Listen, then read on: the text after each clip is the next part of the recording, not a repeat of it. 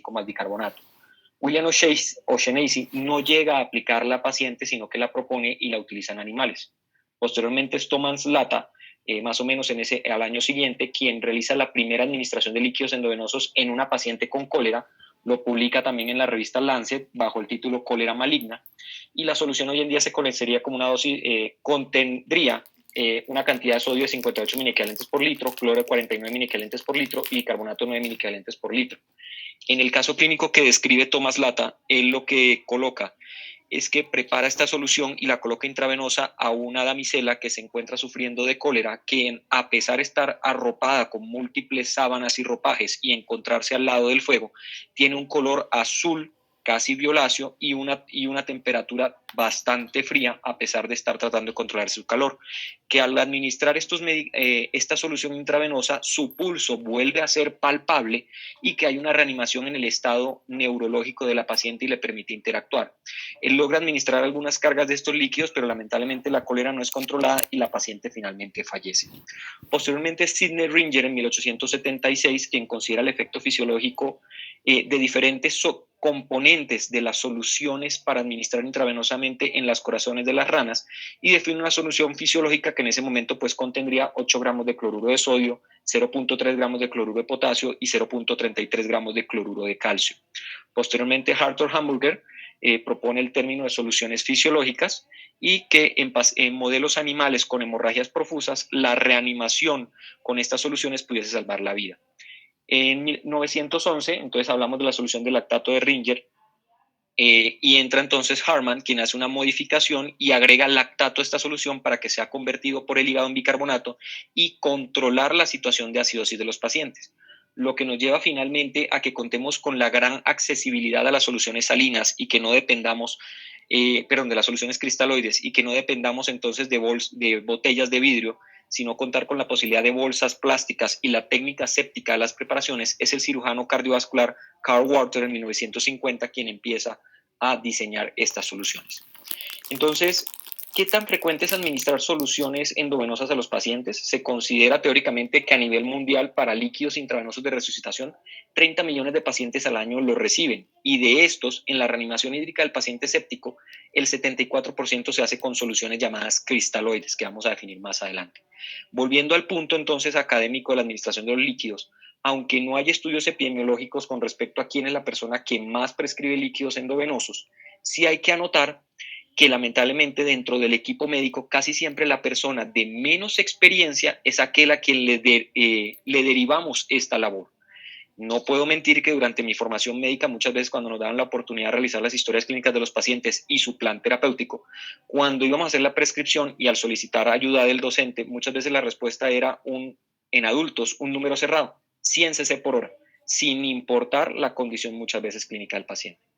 ¿Cuáles son las principales indicaciones para administrar líquidos en pacientes en cuidado intensivo? Aquí las tenemos resaltadas en esta gráfica. Básicamente hipotensión en el 58.7% y llamativamente oliguria hasta en un 18%. La gran mayoría somos una generación que se formó con la reanimación hídrica agresiva gracias al estudio publicado por Rivers de la terapia de reanimación guiada por metas. Y hay que resaltar que en este estudio, durante las primeras 6 horas, los pacientes recibían hasta aproximadamente 5 litros, y en las primeras 72 horas los pacientes recibían hasta 13.4 litros. Todos tuvimos esta educación y esta reanimación bastante agresiva en nuestros pacientes. Entonces, ¿cómo podemos clasificar los líquidos que se administran endovenosamente? Si nos concentramos en aquellos llamados soluciones asanguíneas, el profesor Thomas Graham genera entonces los divide en dos. Tenemos los cristaloides y los coloides. Básicamente, el cristaloide es una solución de agua compuesta por iones inorgánicos o pequeñas moléculas orgánicas. Se podría decir que básicamente una solución con sal, azúcar y urea que cristalizan fácilmente cuando esta solución se evapora. Y los coloides es básicamente un nombre colectivo de fluidos de infusión que contienen moléculas de gran tamaño, con la intención de mantenerlo infundido en el espacio intravascular por mayor tiempo y generar mayor presión oncótica. Básicamente estas son soluciones que al deshidratarse generan entonces una masa pegachenta o un gel. Era lo que decía Thomas Graham en sus clases. Volviendo entonces a la fisiología, ¿por qué es tan importante el agua? Pues recordemos que somos básicamente 60% agua y que esta se divide en dos grandes compartimientos, el compartimento intracelular y el compartimento extracelular. Dependiendo entonces de las características del individuo, si son menores de 60 o mayores de 60 años, y el género, se pudiese calcular aproximadamente el volumen corporal total de un individuo. Dentro del movimiento entonces del agua entre los diferentes tres compartimientos, desde la mano izquierda hacia la mano derecha en la gráfica, tenemos el volumen intravascular, el volumen intersticial y el volumen intracelular. Este movimiento de agua y los componentes que van dentro de esta agua, tenemos movimientos de difusión, ósmosis, filtración y reabsorción. Saltándome entonces aquí hacia el año 1896, Starling, que también dio los principios para el gasto cardíaco, nos habla entonces de cómo se realiza este movimiento de agua. Y él lo que dice es que mientras se va realizando el movimiento de la sangre en el torrente sanguíneo, básicamente en un capilar sanguíneo, que sería la imagen de la izquierda, se va generando una diferencia de presiones entre la presión intersticial y la presión oncótica intravascular e intersticial, y se va generando entonces, por la diferencia de las concentraciones oncóticas, un movimiento de agua del espacio intracelular hacia el espacio, perdón, del espacio intravascular al espacio intersticial.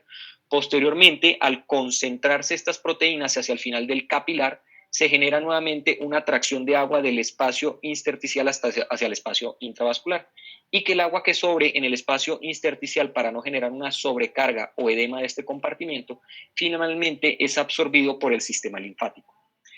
Pero el mundo ha avanzado y tenemos nuevas evidencias de cómo se realiza realmente el movimiento de agua. Actualmente se ha visto que a nivel intravascular y a nivel del endotelio tenemos un nuevo, por así decirlo, un nuevo órgano que sería el endoglicocálix endotelial. Esta básicamente es una red compleja de fibrillas compuestas por glicoproteínas y proteoglicanos que tapizan el endotelio y son las que van a permitir la permeabilidad de los tejidos y la adherencia leucocitaria. En este gráfico vemos que básicamente este muro o esta red compleja de fibrillas tiene básicamente tiene un grosor o una altura de aproximadamente unos 200 a 300 nanómetros, y esta lo que hace es aislar, por así decir, el endotelio y limitar la cantidad de proteínas que se pueden colocar en contacto con las células. Hacia el año 2010, en el modelo revisado de Starling, lo que se ve, cambiando aquí un segundito, ellos lo que hablan en este artículo tan interesante es que realmente el endoglicocálix lo que hace es un rechazo eléctrico de las proteínas y limita que éstas pudiesen adherirse completamente o exponerse completamente a las células endoteliales. Cuando estas proteínas logran quedarse estancadas en el endoglicocálix, son absorbidas por las células, posteriormente traslocadas al espacio intersticial, y ahí con el agua que generan con el movimiento de agua que generan por presión oncótica, más que por fenestraciones del endotelio, sino por acuaporinas, esta agua que se absorbe a nivel intersticial posteriormente es movido al sistema linfático y por el ducto torácico regresado al corazón para hacer nuevamente volumen circulante efectivo. ¿Cuánto aporta en este funcionamiento o movimiento de agua el sistema linfático? En algunos individuos que han sufrido trauma de cadenas ganglionares y forman fístulas, se ha visto que hasta 4 litros al día se pueden producir de este líquido linfático, o sea que es un gran movimiento de agua en un individuo. En pacientes con procesos inflamatorios, sepsis, quemados, falla cardíaca descompensada, cirrosis, este endoglicocálix presenta entonces una disfunción endotelial. Este endoglicocálix favorece una disfunción endotelial, se produce una denudación del endotelio y estas proteínas fácilmente pueden ser más absorbidas por las diferentes túbulos o pueden ser, se me fue la palabra, pueden ser endocitadas por las células endoteliales traslocadas y generar el edema intersticial y la fuga capilar en estos pacientes, favoreciendo a futuro el edema intersticial o edema de tejido de los pacientes y la no respuesta a los diuréticos o movilización del agua intravascular. Entonces, dentro de la fisiología y teniendo en cuenta la participación del endoglicocálix, su disfunción en procesos sépticos, y que nosotros, me incluyo, habiendo trabajado mucho tiempo en urgencias y en cuidado intensivo, tendemos a que los pacientes que están con shock hipovolémico a generar una reanimación hídrica que va a favorecer el edema intersticial por la disfunción del endoglicocálix. Esto nos va a llevar posteriormente al edema visceral y puede favorecer complicaciones clínicas, dado el síndrome compartimental intraabdominal, que puede favorecer compresión mesentérica venosa, hipertensión venosa, que va a generar entonces menor funcionamiento cardiovascular, va a generar más hipovolemia y nos va a obligar a reanimar más al paciente, y con la hipertensión intraabdominal y algunos órganos como el riñón que están encapsulados, al generar edema intersticial de este órgano, va a llevar entonces a que no pueda haber una adecuada perfusión sanguínea y que se presente oliguria, y nuevamente hipotensión y oliguria, reanimación hídrica, y mantenemos un círculo vicioso de administración de líquidos a los pacientes. Hay que tener en cuenta entonces que también, dependiendo de la composición iónica que administremos al paciente, podemos modificar su estado fisiológico e impactar de forma inadecuada, y esto puede generar alteraciones en la coagulación del paciente y en la transmisión de diferentes señales bioquímicas orgánicas. Vamos a salirnos un momento de la fisiología y vamos a empezar a hablar de la relevancia clínica de esto. Los tipos de soluciones que teníamos entonces, según Graham, como las clasificó, tenemos cristaloides y coloides. Los cristaloides, a su vez, podemos dividirlos en soluciones salinas, hipertónicas, isotónicas, hipotónicas, soluciones balanceadas, que las vamos a definir más adelante, y soluciones ricas en dextrosa. Tenemos también, a su vez, los coloides, que podemos dividirlos en hemoderivados, como la albúmina, y los semisintéticos, como los almidones, la gelatina y los dextrano. Dentro de los coloides, vamos a salir rápido de ellos para mostrar su importancia clínica, entre comillas, la importancia clínica. Tenemos la albúmina como un hemoderivado. Dentro de la presentación en el mercado tenemos la isoncótica de 4 a 5% y la hiperoncótica de 20 a 25%. La gran mayoría de las instituciones cuentan con la de 20 a 25%. Tenemos las gelatinas, que son proteínas producto de la hidrólisis de tejidos de conectivo animal. Tenemos el dextran al 40%, que es un producto de hidrólisis ácida y fraccionamiento de polisacáridos ramificados. Podemos contar con dextran de 40 y 70% por su peso molecular. Y el hidroxetilo almidón de papa o maíz, que es el famoso hidroxetilo starch, hidroxetilo starch, que en su momento estuvo al 6% y pues tuvo lamentablemente unos desenlaces no adecuados, pero que se vendió con gran importancia en el mercado. Dentro de los cristaloides, entonces tenemos las soluciones salinas, que nos vamos a concentrar principalmente en la isotónica, o conocida como solución salina al 0,9, mal llamada solución fisiológica. ¿Por qué mal llamada? Porque contiene una cantidad de 150 mini-equivalentes de cloro por litro, y esto es suprafisiológico, así que es un nombre errado que se ha perpetuado en la historia de la medicina. Tenemos las soluciones balanceadas, que básicamente son aquellas que tratan de mantener una concentración de aniones de cloro semejantes a las fisiológicas para prevenir daños, que vamos a hablar más adelante. Esta es una tablita muy bonita que muestra la composición hidroelectrolítica y los diferentes amortiguadores que tienen las soluciones endovenosas en el mercado. Tenemos los coloides, que si podemos ver fisiológicamente, su concentración de sodio y cloro son superior a la fisiológica. A nivel de la izquierda tenemos en el plasma sodio 142 y cloro 103. A mano derecha los coloides, una alta concentración y diferentes tipos de amortiguadores. Dentro de los cristaloides tenemos la solución salina con sus concentraciones de cloro superior a las fisiológicas. Tenemos el lactato de Ringer, que sigue siendo superior o levemente superior a la fisiológica. Y tenemos dos soluciones interesantes que no todas las instituciones cuentan con ellas, que son el Plasma Light, con una concentración de sodio de 140 mil-equivalentes y de cloro 98, y una solución mucho más fisiológica por su concentración de sodio y cloro, que se llama la multielectrolitos, que es producida por el Centro de Investigaciones Biológicas en Medellín, en el cual tenemos una concentración de sodio de 70 mil-equivalentes, cloro de 49, potasio de 2.5, magnesio, y pues que cuenta con su amortiguador. También hay que tener en cuenta muchas veces la osmolaridad. A veces consideramos que en la reanimación hídrica de un paciente hiperosmolar, el lactato de Ringer, por ejemplo, cuando nos enfrentamos a una hipernatremia, es una adecuada solución de reanimación, pero si vemos la osmolaridad del lactato de Ringer es muy semejante a la plasmática y necesitaríamos una gran cantidad de aporte de líquidos para generar un efecto fisiológico. Entonces, durante nuestra formación clínica muchas veces nos hablaron que los coloides daban unas grandes ventajas a nivel del volumen administrado.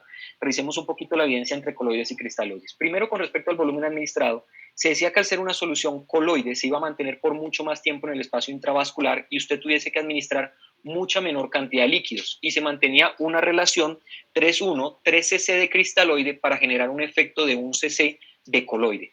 Pero realmente lo que podemos ver en diferentes estudios como el SAFE, el CRISMAS, el 6S y el estudio CHESS, que se hicieron principalmente en pacientes en cuidado intensivo y pacientes sépticos en cuidado intensivo, al comparar solución salina o lactato de Ringer contra soluciones coloides como albúmina al 4% o hidroxetilo starch, es que este efecto fisiológico de 3:1 no es real y es casi 1:1 la administración. Entonces, en diferentes escenarios, es el mismo volumen que toca administrar de coloide o cristaloide para la reanimación hídrica. Posteriormente, enfocados entonces al impacto fisiológico que tendría la administración de estas soluciones, se ha visto que lo que es hidroxetilo starch, gelatina y albúmina con respecto a los cristaloides, hay una mayor asociación a que estos pacientes desarrollen lesión renal aguda y requieren a futuro terapia de reemplazo renal. Con respecto a dextran y cristaloides, al revisar la evidencia, lamentablemente no hay estudios que evalúen este desenlace. Siguiendo entonces, tenemos el estudio que se publicó en New England Journal en el 2012, en el cual se comparaba la reanimación de los pacientes sépticos contra hidroxetilo starch y solución salina. Y lo que se pudo ver es que a través del tiempo, el hidroxetilo starch o el hidroxetilo de almidón, de papa y de maíz producía básicamente hacia el primer día de la reanimación hídrica aumento de la creatinina y mayor requerimiento de terapia de reemplazo renal. Por eso hoy en día es tan frecuente que se recomiende que este coloide no sea utilizado en los pacientes críticamente enfermos. Cuando comparamos contra mortalidad, ningún coloide disminuye la mortalidad de los pacientes. Entonces, los cristaloides, que son económicamente más asequibles, pues son una herramienta mucho mejor a nivel clínico para los pacientes. Entonces, saliendo de los coloides, vemos que realmente no aportan gran cosa en la reanimación de los pacientes y que algunos en particular son mucho más dañinos. Con respecto a las soluciones salinas y balanceadas, aunque hay algunos estudios que han tratado de comparar el impacto de la diferencia de estas terapias, se habla de que las soluciones salinas, por su alta concentración de cloro, pueden alterar la fisiología renal, generando alteración de la microvasculatura renal con vasoconstricción, alterar la perfusión glomerular y favorecer el desarrollo de lesión renal aguda. Lamentablemente, en el desenlace llamado MAKE-30 o Make Adverse Kidney Events o eventos renales mayores a 30 días, en diferentes estudios como el SPLIT, el SALT-ID y el SMART, sugiere que las soluciones balanceadas tienen una menor mortalidad o mayor sobrevida que las soluciones salinas comunes y corrientes. Entonces, pues ya hemos comparado los diferentes tipos de soluciones, vemos que no hay realmente una gran ventaja con el uso de los coloides. Y segundo, con respecto entre balanceadas y soluciones salinas, hay un efecto a mayor daño renal cuando utilizamos soluciones salinas normales. Entonces, ¿cuándo está indicado administrarle cristaloides a un paciente? ¿Y cómo podemos hacerlo para ser restrictivos en la reanimación de estos pacientes? Básicamente hay 4 indicaciones clínicas: la reanimación hídrica en el paciente hipovolémico, la prevención de deshidratación o mantenimiento, que es el paciente que tenemos hospitalizado y yo le coloco líquido durante su hospitalización. El tercer escenario es la modificación o reposición de líquido extracelular. Este escenario no lo vamos a tocar en la charla, básicamente es cuando el paciente está hiponatrémico y yo le repongo sodio, o el paciente está hipocalémico y le hago su reposición. Este escenario casi no lo vamos a hablar. Y un cuarto que muchas veces no tenemos en cuenta en el manejo clínico de nuestros pacientes es lo que se llama el fluid creep en inglés, o los líquidos de diluyente o arrastre de medicamentos y el impacto fisiológico que pueden tener en los pacientes. Entonces empecemos en el primer punto: reanimación hídrica del paciente. Nos enfrentamos al paciente hipotenso. Clásicamente lo que se hace es una dosis carga o dosis bolo en los pacientes que se debe administrar en un tiempo de 15 a 30 minutos, y dentro de la literatura tenemos referido administrar una dosis cerrada de 500 mililitros o una dosis carga que varía entre 15 a 30 mililitros kilogramo. La recomendación principal es que sea una solución con una concentración de sodio entre 130 a 154 milicalentes litro. El problema es que esta dosis, 15 a 35 mililitros kilogramo, no tiene evidencia clínica realmente, no tiene ninguna evidencia de dónde sale este número o porcentaje. Si uno se sienta a revisar las guías y las recomendaciones, principalmente Surviving Sepsis Campaign, podemos ver que ellos lo recomiendan, pero no tienen una justificación de la evidencia para esta. Dentro de la reanimación hídrica agresiva del paciente, hay que recordar entonces nuevamente al doctor Emmanuel Rivers, quien en el 2001 publica su gran artículo de la reanimación de la sepsis guiada por metas, en el cual teníamos diferentes pasos, y el primero dentro del paso de reanimación del paciente era una meta terapéutica de lograr una volemia o un volumen administrado que se definiese como una presión venosa central entre 8 a 12 milímetros de mercurio. Como en múltiples estudios se mostró posteriormente, la presión venosa central no se relaciona realmente con el volumen intravascular del paciente o la respuesta a líquidos que se le puede administrar al paciente. Y ha sido controvertido realmente el efecto de las dosis bolos en los pacientes. Este fue un estudio que fue publicado y no ha sido nuevamente revisado, no hemos tenido nuevamente estudios. Este fue un estudio que evaluó la mortalidad posterior a administrar bolos de líquidos en niños en África con infecciones severas. En este gráfico lo que ellos muestran es que al comparar una reanimación de un bolo de albúmina o un bolo de solución salina contra no administrar bolo y posteriormente mantener una terapia hídrica, el bolo era aproximadamente 20 mililitros kilogramo, lo que vieron es que la administración de esta dosis carga en niños hipotensos con infecciones severas se asociaba con aumento de la mortalidad 45% más que los niños que no recibían esta dosis de carga. Entonces queda un poco dudoso qué tan efectivo puede ser esta dosis carga de líquidos y qué tan agresiva es. Entonces, cuando hacemos la reanimación hídrica del paciente y decimos cuándo parar con la administración de líquidos, muchas veces nos guiamos en las metas o en las variables estáticas fisiológicas, frecuencia cardíaca y tensión arterial. En modelos animales se ha visto que guiarnos por variables estáticas hace que un paciente requiera entre 3 a 5 litros más de soluciones de reanimación para modificar estas variables y que realmente este aumento del balance hídrico aumenta la mortalidad de los animales. Por eso es que estamos hablando ahora de una reanimación guiada por una respuesta fisiológica o una respuesta a la administración de líquidos. Dentro de la literatura se han descrito diferentes técnicas para definir qué paciente va a responder favorablemente a la administración de líquidos. Y este es un gráfico que trata como de resumir cuál sería la opción de reanimación o de la meta que yo tendré que decir para definir si mi paciente responde positiva o negativamente a darle una carga de líquidos. Tenemos aquellas en los pacientes que se encuentran bajo ventilación mecánica con arritmias cardíacas o tenemos aquellos que no se encuentran en ventilación mecánica. No nos vamos a expandir mucho en esto, pero cuando a veces no contamos con esta herramienta, que es lo que nos ocurre a muchos cuando estamos en el servicio de urgencias, hay que anotar, bueno, si yo le doy una carga de cristaloide a mi paciente, ¿cuántas veces puedo darle una carga y cuántas veces me va a poder responder? Bueno, eso lo evaluó el estudio FREC el año pasado y lo que hicieron fue un pequeño estudio en el cual tomaban pacientes en un momento cero, el paciente ingresa a urgencias en estado de choque, a este paciente le administró una carga de bolo de 500 mililitros cerrada, no me importa el peso, y posteriormente evaluó las variables fisiológicas más las variables estáticas del paciente a 10 minutos, 20 minutos y 30 minutos para ver qué tan fisiológico o qué tanto responden los pacientes a las dosis cargas. Llamativamente, hacia los 20 minutos de estar pasándole un bolo a minuto 0, un bolo a minuto 10, un bolo a minuto 20 y un bolo a minuto 30, ya hacia los 20 minutos vemos que el 50% de los pacientes ya no te van a responder a carga de líquidos, representados los pacientes que responden como de color negro y los que no responden de color gris. Y hacia los 30 minutos menos del 50% te lo van a responder. Entonces lo que pudiésemos decir es que los pacientes te van a responder básicamente a dos bolos, al de entrada y al de los primeros 10 minutos. A 20 minutos ya no vamos a tener respuesta. Y esto se evaluó también en un nuevo estudio que publicó el CHES este año, en el cual comparaban la medida de reanimación con cristaloides en los pacientes. Este estudio no fue diseñado para evaluar como tal mortalidad, sino corrección en las medidas fisiológicas. Ellos incluyeron pacientes con choque séptico, definido como la escala del síndrome de respuesta inflamatoria sistémica, tener más de 2 criterios de esta, más un foco infeccioso sospechado documentado, y que el paciente se anticipase que por su condición clínica va a requerir ingreso a la unidad de cuidado intensivo. Definieron hipotensión refractaria como aquel paciente que tenía tensión arterial media menor de 65 milímetros de mercurio, a pesar de un bolo inicial de cristaloides mayor a 1 litro, pero menor a 3 litros y que no tuviese vasopresores. Entonces compararon las intervenciones de reanimación.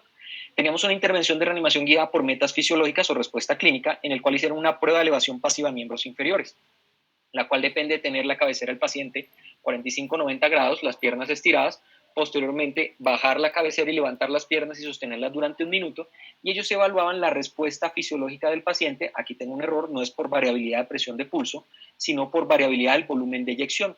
Si la variabilidad del volumen de eyección era mayor al 10%, sugería que el corazón latido a latido movía diferente volumen, tenía una depresión del volumen circulante y que se podía beneficiar el gasto cardíaco con un bolo de cristaloides mayor a 500 mililitros. Si no había respuesta o la variabilidad del volumen de eyección sistólico era menor a 10%, se recomienda entonces iniciar vasopresor o aumentar la dosis del vasopresor si el paciente ya lo tenía.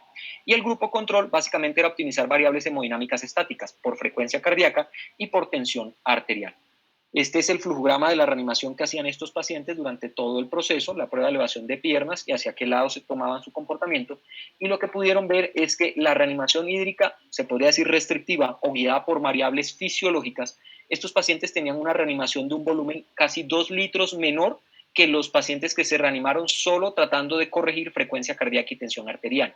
En desenlaces secundarios se vio que hay un menor impacto de edema intersticial representado por menor requerimiento de ventilación mecánica y menor desarrollo de lesión renal aguda severa con requerimiento de terapia de reemplazo renal. Pues podemos ver que en el grupo que tuvo intervención o guiado por metas fisiológicas, solo el 5% requirió terapia de reemplazo renal, mientras que los que guiamos por una reanimación hídrica agresiva, hasta un 17.5% requirieron terapia de reemplazo renal. Con respecto a ventilación mecánica, 17.7 contra 34.1. Y además de esto, la reanimación hídrica restrictiva impactó en la estancia clínica hospitalaria, siendo 3 días menos la estancia de los pacientes. Les recuerdo que este estudio no fue diseñado originalmente para mortalidad, fue un desenlace secundario, pero también vieron menor mortalidad. Entonces, cuando nos encontramos reanimando un paciente, tenemos unas fases de la reanimación. La fase de minutos, el paciente entra a urgencias o lo acabo de encontrar choqueado en su cama. Posteriormente, la fase de optimización. Estás saliendo del choque, sea porque ya te coloqué la carga de líquido suficiente o porque estás con un vasopresor para que estés con la tensión arterial meta. Posteriormente, la estabilización y posteriormente el desescalonamiento de la administración de los líquidos de los pacientes, que podía tomar semanas. Y era frecuente que en el manejo de los pacientes en UCI tuviésemos el paciente supremamente hinchado como un globo. Pero esto no debe ser así. Hacia el año 2005 y posteriormente 2017, NICE, que es el grupo inglés que se dedica a revisar la calidad de la atención médica y generar sus guías, ellos propusieron que los pacientes hospitalizados debiesen tener unos líquidos de mantenimiento, o sea, ya salí del choque o ya lograron optimizar mi variable fisiológica de tensión arterial media y ahora debo encontrarme en mi fase de mantenimiento o estabilización. Y ellos recomendaban que los pacientes debiesen recibir una dosis de 25 a 30 cc kilo día de agua o del cristaloide que yo quiera administrar y recomendaban una administración como tal de potasio, sodio, cloro de un mini equivalente kilogramo día más glucosa de 50 a 100 gramos día. No todo paciente cabe dentro de esta fórmula y hay pacientes que van a necesitar restricción hídrica para prevenir complicaciones o van a requerir un volumen mayor. Abajo tenemos 3 reglas numéricas con las cuales nos guiábamos en la unidad de monitores y me gustaría decir que estas reglas numéricas son mías, pero no es cierto. Esto lo enseñan los docentes de anestesia de la Universidad Industrial de Santander, principalmente el doctor Héctor Julio Meléndez, anestesiólogo intensivista. Y estos son los números con los cuales se hace el manejo en la unidad de cuidado intensivo. Ellos dicen que debemos considerar un paciente en la fase de mantenimiento cuando ya tengo tensión arterial media normal, sin requerimiento de vasopresor, mi paciente está simplemente para observación o lo tengo en una vía oral preparándolo para un procedimiento y debe recibir entre 25 a 30 cc kilo día. Si mi paciente tiene falla cardíaca o enfermedad renal crónica avanzada y yo quiero restringir y prevenir la sobrecarga hídrica, se recomienda 12 a 20 cc kilogramo día. Pero si mi paciente persiste en estado de choque y todavía requiere la ayuda de vasopresores para mantener su tensión arterial media, debo ayudarlo con una carga, con unos líquidos de mantenimiento entre 30 a 35 cc kilo día. Quiero aclarar que este volumen global de líquido no es solo el póngale a 100 cc el lactato Ringer o póngale a 100 cc la solución salina. O sea, no es los líquidos endovenosos de mantenimiento, es el número total de líquidos. La dilución de los antibióticos, la dilución de los vasopresores, la dilución de los sedantes, el agua de los medicamentos orales y el agua de los alimentos. Algunas oportunidades solo en diluciones de vasoactivos, sedantes, y antibióticos, el paciente puede recibir su total de líquidos y no requiere unos líquidos de mantenimiento, entre comillas. Me van a decir, doctor, pero el paciente se nos va a deshidratar. ¿Por qué se va a deshidratar? Usted le está colocando por todas partes líquidos al paciente, está aportando lo que necesita. Entonces, vamos a una gráfica que me gusta mucho y es la curva J o la curva U del manejo de los líquidos. Tenemos, aunque el gráfico en la parte izquierda dice riesgo o incidencia de lesión renal aguda, me gustaría hablar más aquí de mortalidad y tenemos 3 escenarios, el paciente euvolémico, el paciente hipovolémico y el paciente hipervolémico. Es muy claro decir que si yo tengo un paciente hipovolémico o deshidratado, su mortalidad se va a disparar. Y durante nuestro entrenamiento muchas veces hablamos de que una reanimación hídrica y mantener a gran cantidad de aporte de cristalosis a los pacientes. Pero el estado de hipervolemia también se asocia con mortalidad y ya lo vamos a describir más adelante. ¿Cómo guiamos el estado de volemia del paciente? Básicamente con el balance hídrico, que es una herramienta no invasiva que evalúa cada 24 horas los ingresos y los egresos de los líquidos.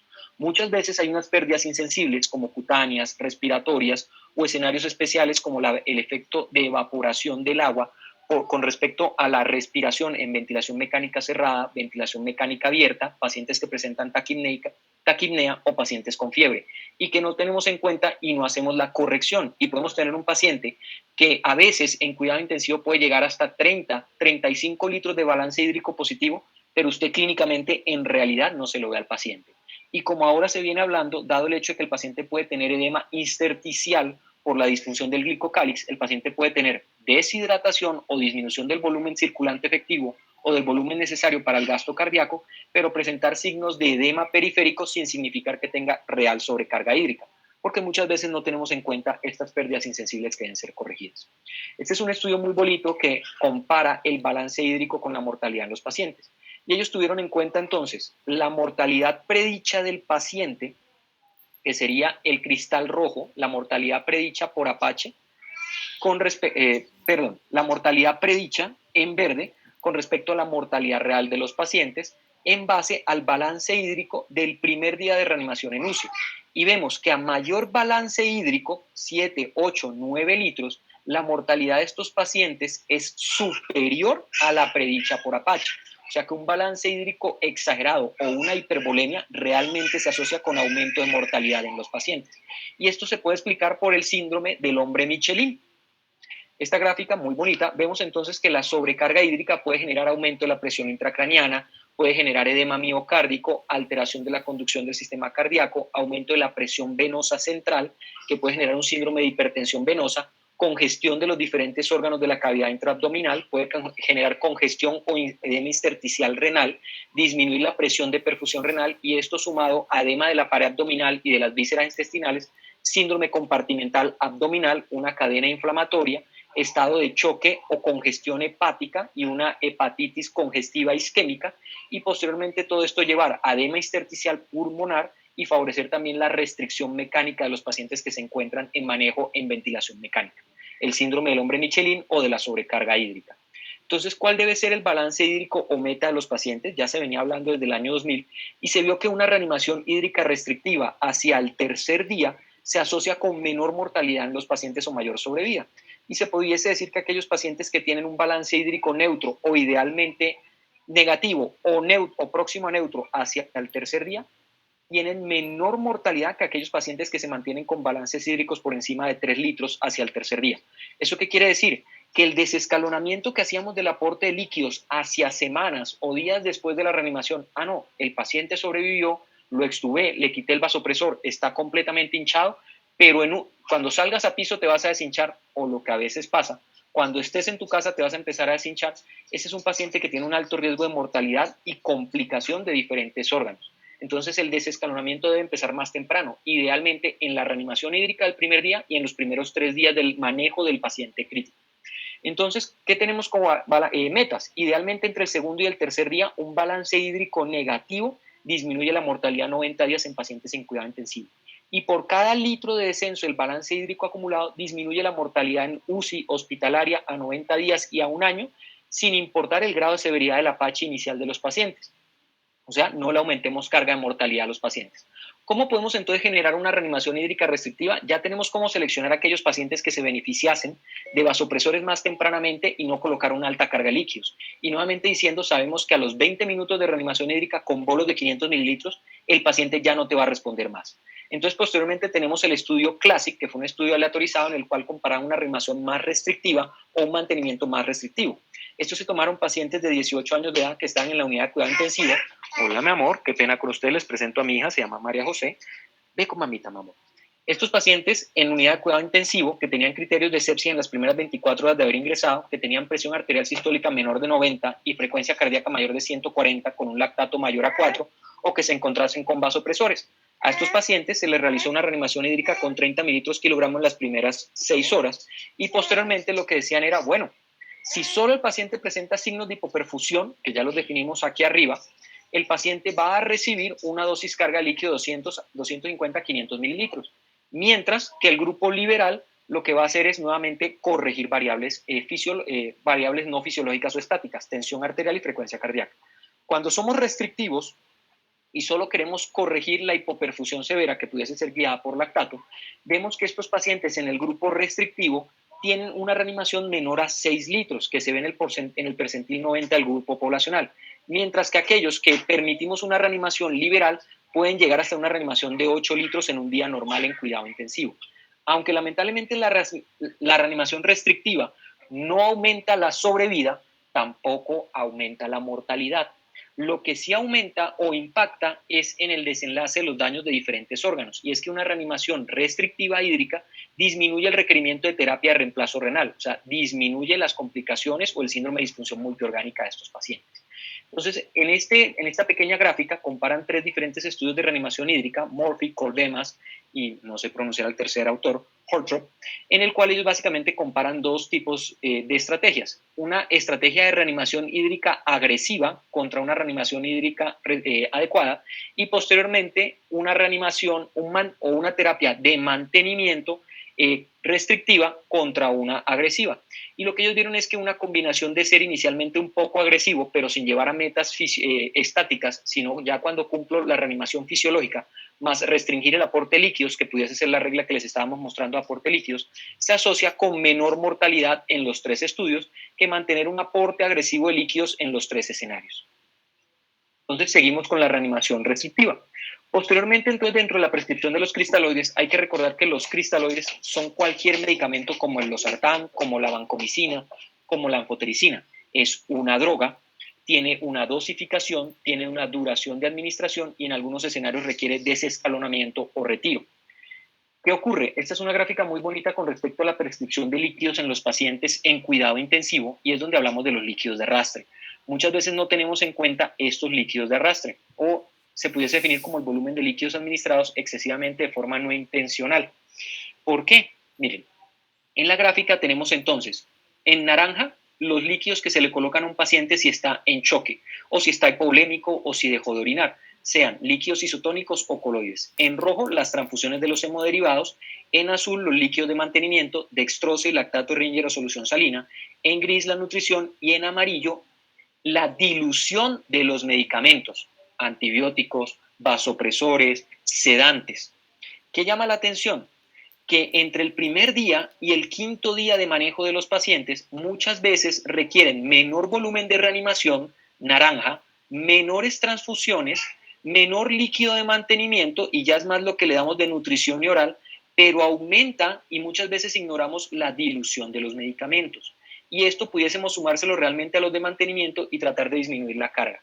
A veces un paciente crítico solo en líquidos de dilución de los diferentes medicamentos que recibe o líquidos de arrastre, puede recibir 7 litros al día de cristaloides sin tener en cuenta los 100 cc por hora de la reanimación porque el paciente está hipotenso o los necesita solo sí por mantenimiento. Y a su vez no tenemos en cuenta en qué están diluidos.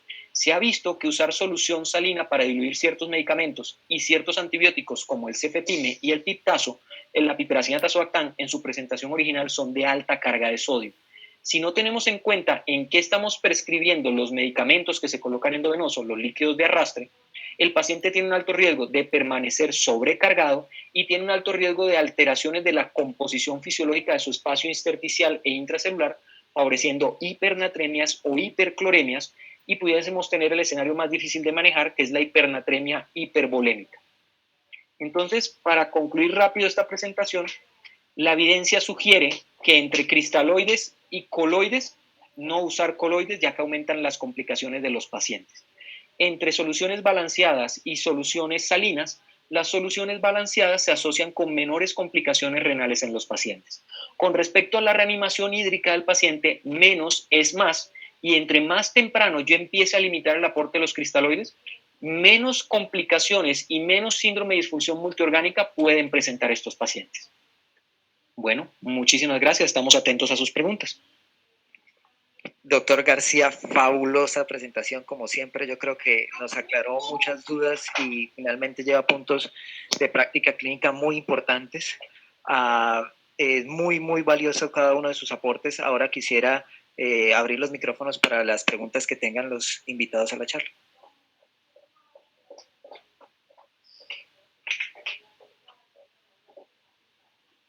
Parece que no hay preguntas. ¿Alguna pregunta de los residentes de medicina interna? Bravo. Doctor, Andrés Parmesano desde Barranquilla. Sí. Doctor, entonces, ¿qué sería ideal? Sabemos que una reanimación intensiva en los primeros días y después en el día 3 hacer una restricción hídrica, según su experiencia, ¿qué ha notado? ¿Se puede hacer, nos podemos guiar según lo que nos ha dicho o qué nos recomendaría usted? Listo, entonces, ¿cómo convertir esto? Sí, le entiendo, o sea, ¿cómo convertir esto en una estrategia clínica real? O sea, ¿cómo lo hacíamos? Claro que sí, venga, le explico. Entonces, ¿qué hacíamos nosotros en el grupo de monitores y en el grupo de reanimación de urgencias? Lo que hacíamos era iniciar una carga de líquidos, no se lo voy a negar, de 30 mililitros kilogramos si no había, por ejemplo, signos de sobrecarga hídrica. Dábamos máximo 2 cargas en los primeros 30 minutos de los pacientes. Si veíamos que persistía hipotenso, iniciábamos tempranamente vasopresor, norepinefrina. Hay un estudio pequeño recientemente publicado, lamentablemente no lo tengo aquí en las diapositivas, en el cual vieron que el inicio temprano de vasopresor, norepinefrina, disminuye la mortalidad en el paciente. Temprano es en las primeras 3 horas con respecto a 6 horas. Entonces lo que hacíamos era 2 bolos de líquidos. Si el paciente no respondía, inmediatamente empezábamos vasopresor. Esas primeras 24 horas que el paciente se mantenía hipotenso, dependiente de vasopresor, decidíamos que el paciente se encontraba en choque, así que utilizamos la fórmula de 30 a 35 cc kilo día. Eso era el volumen total de líquidos que iba a recibir el paciente. Voy a poner un ejemplo. Digamos que el paciente solo requería 2.000 mililitros al día, 2 litros, para hacer rápido. Solo en piperacilina tazobactam, las enfermeras lo diluían en 250. Si le doy 4 veces al día, ya se me va 1 litro.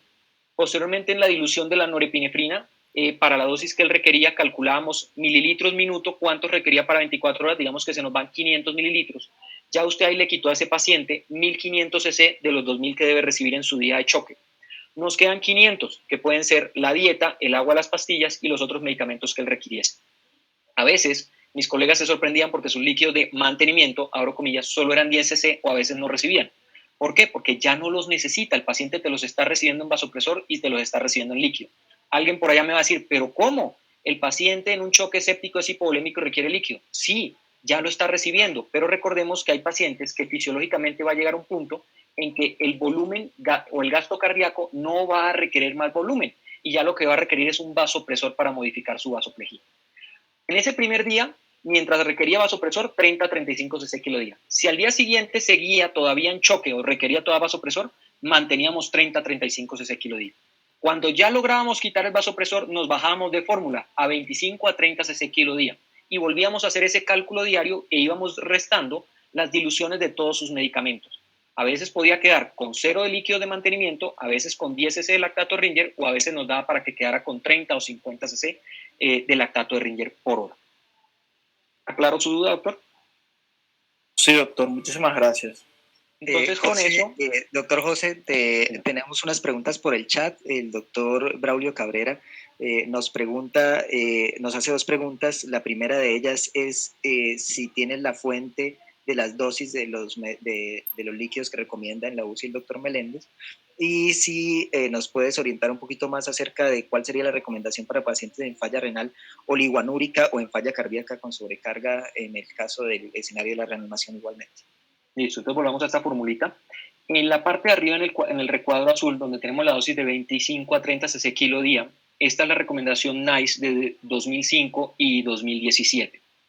Ya convertirlo a restricción hídrica o aproximación de choque, he de decir la verdad, no hay una referencia bibliográfica, es más bien escuela.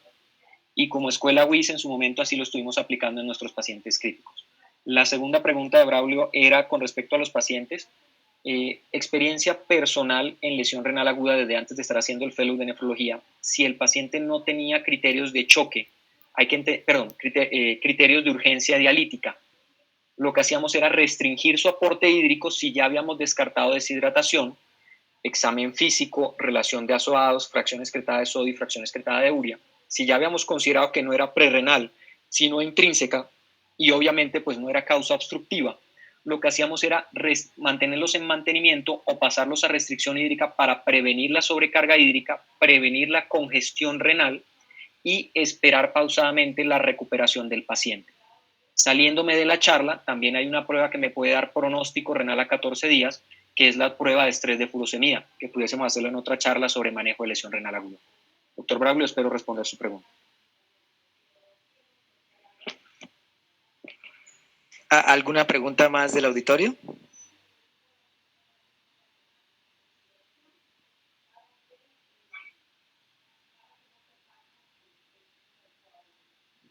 Creo que hay otras en el chat, doctor.